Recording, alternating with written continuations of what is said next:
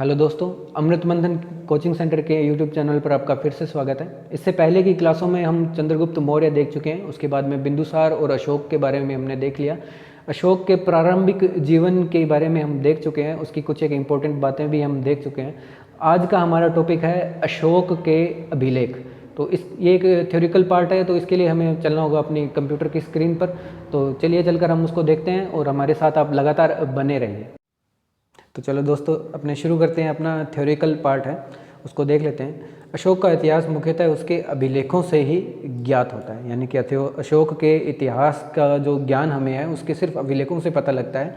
उसके अभी तक 40 से अधिक अभिलेख प्राप्त हो चुके हैं, जो देश के एक कोने से दूसरे कोने में बिखरे पड़े हैं। यानी कि उसके अभिलेखों की जो संख्या है लगभग 40 है, जो हमें आज तक जो है प्राप्त हुए हैं।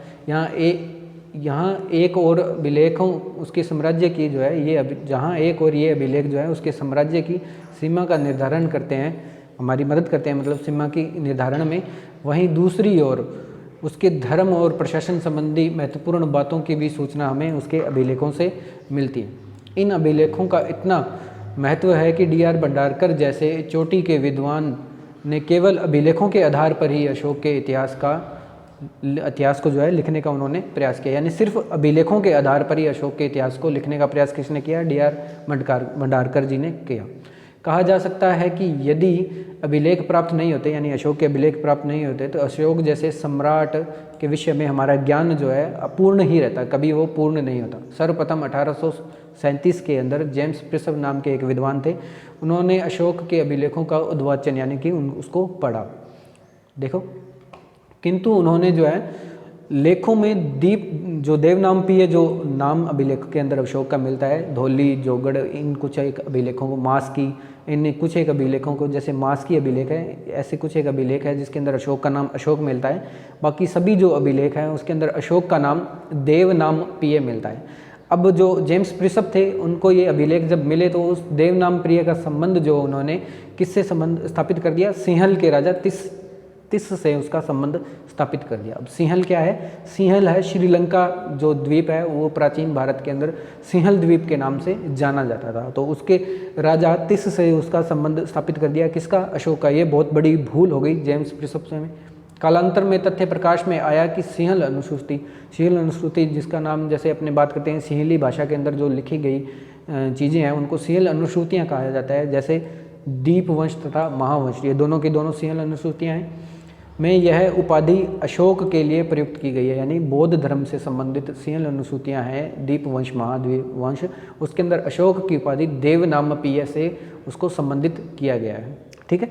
अंततः 1915 का जब टाइम आया, उसके अंदर मास्की का अभिलेख प्राप्त हो गया और इस अभिलेख के अंदर अशोक का नाम भी अशोक पढ़ लिया गया। मैंने आपको अभी बताया कि अशोक का नाम मास्की अभिलेख के अंदर अशोक मिलता है। बाकी जितने भी अभिलेख हैं उन सब के अंदर अशोक का नाम देवनामप्रिय मिलता है, यानी कि उसकी उपाधि देवनामप्रिय मिलती है। जिससे क्या किया गया? जेम्स प्रिसप ने ये गलती कर दी कि देवनामप्रिय का जो संबंध है वो सिंहल द्वीप के तिस से उन्होंने स्थापित कर दिया। अब अशोक के अभिलेखों का क्लासिफिकेशन अपने देख लेते हैं। उसके अनुसार क्या होता है? अशोक के अभिलेखों का विभाजन निम्नलिखित वर्गों में किया जा सकता है, यानी कि उसका विभाजन निम्न वर्गों में किया जा सकता है। नंबर 1 शिलालेख, नंबर 2 स्तंभ लेख, यानी जो शिलाओं के ऊपर हमें लेख मिले उनको शिलालेख कहा जाता है। दूसरा था स्तंभ लेख, यानी जो स्तंभों के ऊपर कुछ लेख हमें मिले उनको स्तंभ लेख कहा जाता है। और नेक्स्ट मिलते हैं गुहा लेख, यानी कि जो गुफाओं में, जैसे बराबर की पहाड़ियाँ हैं उनके अंदर कुछ गुफाओं को अशोक ने खुदवाया और बाद में उनको जो है एक संप्रदाय को उसने क्या कर दिया? दान में दे दिया। ठीक है, उनको अपने देखते हैं, इनका संक्षिप्त वर्णन अपने देख लेते हैं। आज का हमारा टॉपिक सिर्फ शिलालेख पर केंद्रित होगा, बाकी जो है स्तंभ लेख और गुहा लेख हम नेक्स्ट वीडियो में करेंगे। ठीक है, तो शिलालेख जो था, शिलालेख को हम पढ़ लेते हैं। शिलालेख भी 2 प्रकार के हैं। पहले है वृद्ध शिलालेख, उसके बाद में चतुर्दश शिलालेख। ठीक है, पहला जो पार्ट है वृद्ध शिलालेख हम देख रहे हैं, उसके बाद में दूसरा जो पार्ट होगा वो होगा लघु शिलालेख। ठीक है, ये 2 पार्ट उसके अंदर बने हैं। उसके अंदर जो शिलालेख है उसके अंदर अशोक की 14 राज आज्ञाएँ मिली हैं, जिनको चतुर्दश शिलालेख बोला जाता है। यानी हर एक शिलालेख के ऊपर जो है 14 लेख लिखे गए हैं, उनको उसके 14 अभिलेख कहा जाता है। हर एक अभिलेख को अलग अलग विषय से संबंधित किया गया है, उनको हम देख लेते हैं। हम देखते हैं उसको। विभिन्न जो है राजाज्ञाएँ शासनादेश हैं जो भिन्न भिन्न स्थानों पे प्राप्त हुई है। मैंने अभी आपको बताया है जो ये शिलालेख हैं विभिन्न प्रकार की राजाज्ञाएँ हैं। इनका विवरण इस प्रकार है। सबसे पहली राजाज्ञा जो हम देख रहे हैं वो है शहबाजगढ़ी। ये कहाँ स्थित है? आधुनिक पाकिस्तान के पेशावर ज़िले में यूसुफजई तहसील में स्थित है। ठीक है, यूसुफजई तहसील है पाकिस्तान के आधुनिक जो पेशावर ज़िला है उसके अंदर। ठीक है, अब ये कब मिला इसको देख लेते हैं। 1836 में जनरल कोर्ट ने इसको जो है पता लगाया, जनरल कोर्ट ने इसका पता लगाया। इसमें 12वें के अतिरिक्त अन्य अभिलेख है, यानी मैंने अभी आपको बताया कि उसके अंदर 14 लेख मिलते हैं, लेकिन जो 12 नंबर का लेख था उसको छोड़कर बाकी सभी लेख जो है इस शहबाजगढ़ी अभिलेख के अंदर हमें प्राप्त होते हैं। ठीक है, इस समूह के 12वें लेख का पता 1889 के अंदर सर हेराल्ड डीन ने लगाया। ठीक है, यानी कि जो 12वां लेख है वो बाद में मिला, जो मुख्य अभिलेख से कुछ दूरी पर एक पृथक शिलाखंड पर खुदा हुआ था। यानी कि जो मुख्य अभिलेख हमें मिला है जिसके ऊपर बाकी के 13 अभिलेख लिखे हैं, उससे कुछ दूरी के ऊपर 12वां अभिलेख भी हमें मिलता है, जिसको किसने? हेरल्ड डीन ने उसको खोजा। उसके बाद में शाहगढ़ी संभवतः अशोक के साम्राज्य में विद्यमान यवन प्रांत की राजधानी थी। यानी कि उस टाइम जो है आज का जो शाहगढ़ी है वो उस समय यवन प्रांत यानी अशोक के साम्राज्य में कुछ यवन प्रांत भी थे, यानी यूनानी लोगों के जिसके ऊपर शासन हो रहा था, यानी उसके गवर्नर कुछ यूनानी लोग थे, तो उसकी राजधानी शाहगढ़ी रहा होगा। ठीक है, उसके बाद में देखते हैं मनसहरा। ठीक है, इस अभिलेख के बारे में देखते हैं। तो पाकिस्तान के हज़ारा ज़िले में ये स्थित है। यहाँ से प्राप्त 3 शिलाओं पर प्रथम 8 लेख जो है लिखे गए हैं, यानी 3 शिलाएं मिली हैं जिनमें पहली शिला पर कितने? प्रथम 8 लेख लिखे गए हैं, और दूसरी पर 9वें से लेकर के 12वें तथा तीसरी पर 13वां और 14वां लेख, यानी अलग अलग जगह पे 3 शिला मिली है। ठीक है, उन तीनों शिलाओं पर अलग अलग लेख लिखे गए हैं। जो पहले 8 हैं वो प्रथम शिला पर लिखे हैं, उसके बाद में दूसरी पर 9वें से लेकर के 12वें तक के, और फिर तीसरी है उस पर 13वां और 14वां लेख जो है अलग से उत्कीर्ण किए गए हैं। फिर उसके बाद में देखते हैं पहली 2 शिलाएं जनरल कनिंघम द्वारा खोजी गई। कनिंघम जो है भारतीय पुरातत्व विभाग के अध्यक्ष भी रह चुके हैं, उनके द्वारा खोदी गई। ठीक है, खोजी गई। जबकि तीसरी जो है वो पंजाब पुरातत्व विभाग ने जो है अधिकारी जो थे उन्होंने उसका पता लगाया, यानी पंजाब का जो पुरातत्व विभाग है उसके अधिकारियों ने उसका पता लगाया। उसके बाद में देखते हैं अन्य लेखों के विपरीत उपयुक्त दोनों लेख खरोष्टी, यानी कि उपयुक्त दोनों शहबाजगढ़ी और मानसेरा जो लेख है वो अन्य जो अभिलेख है वो ब्राह्मी लिपि में लिखे गए हैं, लेकिन ये लेख जो है दोनों के दोनों खरोष्टी लिपि में लिखे गए थे, जो ईरानी अरमाइक से उत्पन्न है। यानी खरोष्टी लिपि है जो अरमाइक, ईरान की अरमाइक लिपि है उससे उत्पन्न एक लिपि है। इन लेखों के अक्षर बड़े तथा खुदाई में अधिक सुस्पष्ट हैं, यानी कि जो ऊपर के 2 लेख हमने देखे इनके जो अक्षर हैं वो अधिक सुस्पष्ट, यानी बहुत ही अच्छी तरह से उनको एकदम साफ साफ उनको लिखा गया है। ठीक है, नेक्स्ट देखते हैं। इन स्थानों पर 12वें लेख का अंकन संभवतः विभिन्न संप्रदायों के बीच सामंजस्य रखने का उद्देश्य है, जो अशोक के शासनकाल का एक मान्य सिद्धांत था। यानी अशोक जो है वो अलग अपने जितने भी उसके शासनकाल के अंदर जितने भी संप्रदाय थे उन सब संप्रदायों के बीच में सौहार्द की भावना वो चाहता था, और इन अभिलेखों के अंदर जो है सभी के सभी जो बातें हैं वो इसी उसकी जो मान्यता है उसके ऊपर जो है एकदम सटीक वो सेट बैठते हैं। ठीक है, नेक्स्ट देखते हैं कालसी अभिलेख। कालसी अभिलेख है नंबर 3 हम देख रहे हैं। ये उत्तर प्रदेश के देहरादून जिले के अंदर स्थित है, जो 1860 में फॉरेस्ट ने इसको खोजा था। फॉरेस्ट नाम के एक विद्वान है, उन्होंने कालसी अभिलेख की खोज की कब? 1860 के अंदर। यह यमुना और टोंस नदियों के संगम पर स्थित है। ठीक है, नेक्स्ट देखते हैं गिरनार। गिरनार गुजरात के काठियावाड़ में जूनागढ़ के समीप गिरनार पहाड़ी पर स्थित है।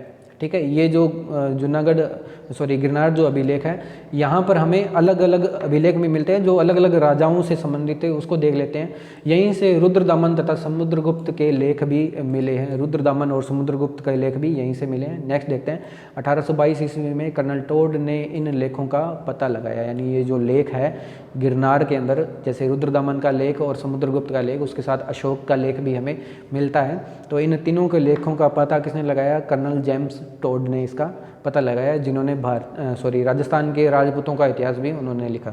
नेक्स्ट देखते हैं अशोक का शिलालेख 2 भागों में है, यानी ये जो गिरनार अभिलेख है 2 भागों में है। बीच में तथा ऊपर तक एक रेखा खींची गई है, इसके बीच में एक रेखा खींची गई है, यानी इसके अलग अलग पार्ट किए गए हैं। देख लेते हैं इसको।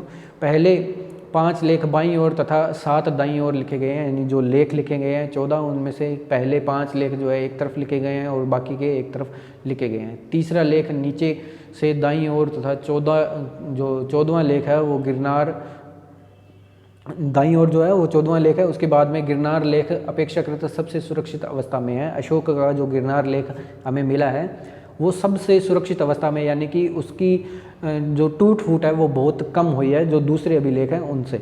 ठीक है, नेक्स्ट देखते हैं 5 नंबर धौली तथा जोगड़, ये दोनों देख लेते हैं। ये दोनों एक ही स्थान पर वर्तमान उड़ीसा प्रांत के अंदर क्रमशः पुरी तथा गंजाम जिले के अंदर स्थित है, धौली और जोगड़।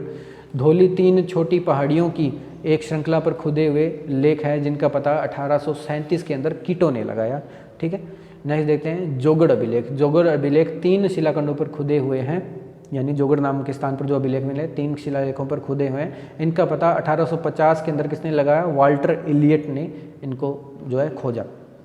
नेक्स्ट देखते हैं दोनों प्रज्ञापनों में, धौली और जोगड़ प्रज्ञापनों के अंदर अपने बात करते हैं तो 11वें से लेकर के 13वें तक के जो 11वें से यानी कि 11, 12 और 13 ये तीनों लेख उसमें नहीं मिलते हैं तथा इनके स्थान पर जो है 2 नए लेख खुदे मिलते हैं जो अंतों यानी सीमांत वासियों, अंतों का मतलब क्या था उस समय? जो सीमा के ऊपर रहने वाले लोग थे उनको अंत कहा जाता था, और जनपदवासी जो सीमा के भीतर यानी कि राज्य के भीतरी स्थानों पर रहते थे उनको जनपदवासी कहा जाता था, को दिए गए आदेश हैं। यानी कि 11वां, 12वां और 13वां लेख उसके ऊपर नहीं है, उसके स्थान पर कुछ नए आदेश लिखे गए हैं जो अंतों और जनपदवासियों को जो है आदेश दिए गए थे। ठीक है, अब देखते हैं यही कारण है कि इन 2 पृथकों को पृथक कलिंग ज्ञापन कहा जाता है, इसीलिए इनको क्या कहा जाता है? पृथक कलिंग ज्ञापन इनको कहा जाता है। इनमें अन्य बातों के अलावा कलिंग राज्य के प्रति अशोक की शासन नीति के विषय में भी पता लगता है, यानी कि अन्य बातें जितनी भी लिखी गई हैं उनके अलावा अशोक कलिंग के अंदर किस तरह का प्रशासन, कलिंग अशोक के द्वारा जीता गया एकमात्र ऐसा क्षेत्र है जिसको अशोक ने युद्ध से जीता और उस युद्ध के बाद उसका हृदय परिवर्तन हो जाता है। वो ये स्टोरी हम पिछली क्लास में देख चुके हैं। तो इस कलिंग के ऊपर उसके प्रशासन के बारे में जितनी भी जानकारी है वो हमें इन्हीं धौली और जोगड़ से मिलती है, जिसको प्रथम कलिंग ज्ञापन भी कहा जाता है। वह कलिंग के नगर व्यवहारिकों, यानी कि जो नगर व्यवहारिक का मतलब है जो वहाँ के न्यायाधीश होते थे, उनके लिए कहा जाता था कि न्याय के मामले में उदार तथा निष्पक्ष होने का उसने क्या दिया? आदेश दिया। यानी कलिंग के जो लोग थे उनके लिए न्याय जो है वो निष्पक्षता से लिया जाए, उनके साथ न्याय किया जाए तथा उसके साथ साथ उनके साथ क्या किया जाए? उनके साथ थोड़ा क्या किया जाए? उदार भी रहा जाए, यानी कि जब उनको दंड दिया जाए तो थोड़ा उदार भी उस टाइम उनके साथ रहा जाए। उसके बाद में देखते हैं एरगुडी अभिलेख। ठीक है, नेक्स्ट जो है आंध्र प्रदेश के कर्नूल जिले में ये स्थित है। यहाँ पर पत्थरों के 6 टीलों पर अशोक के लेख लिखे हैं एवं लघु शिलालेख उत्कीर्ण है, यानी कि अशोक के बृहत लेख और लघु शिलालेख दोनों ही इस जगह पर मिलते हैं। लघु शिलालेख हम नेक्स्ट क्लास में करेंगे। इनका पता 1929 के अंदर भूतत्वविद अनुघोष ने लगाया। ठीक है, उसके बाद में देखते हैं एरगुडी लेख में जो लिपि की दिशा है वो दाएं से बाएं मिलती है, जबकि अन्य सभी लेखों में ये बाएं से दाएं मिलती है। दाएं से बाएं यानी राइट से लेफ्ट मिलती है, जिस तरह से हम उर्दू लिखते हैं। लेकिन बाकी के जितने भी अभिलेख हैं उन सब के अंदर जो लिपि है वो हमें कैसे मिलती है? बाएं से दाएं यानी लेफ्ट से राइट। जैसे कि हम कौन सी लिपि लिखते हैं? देवनागरी लिपि लिखते हैं। नेक्स्ट देखते हैं सोपारा अभिलेख। सोपारा अभिलेख है महाराष्ट्र प्रांत में जो है ये बना हुआ था, थाना जिले के अंदर ये स्थित था और खंडित शिला पर इसके क्या है? 8वें लेख के कुछ भाग मिलते हैं, यानी सिर्फ 8वां लेख ही मिलता है। अनुमान किया जाता है कि यहाँ पहले सभी 14 लेख विद्वान रहे होंगे, यानी ये एक खंडित शिला लेख है, इसके ऊपर सिर्फ 8वां लेख ही मिलता है। लेकिन अनुमान लगाया जाता है कि यहाँ पर जो लेख हैं वो बाकी के लेख भी यहाँ पर उपस्थित रहे होंगे। ठीक है, तो इसके साथ ही हमारा जो वृहत शिलालेख जो टॉपिक है वो पूरा हो गया है। और नेक्स्ट जो है हमारा लघु शिलालेख का टॉपिक है वो हम क्या करेंगे? नेक्स्ट क्लास में करेंगे।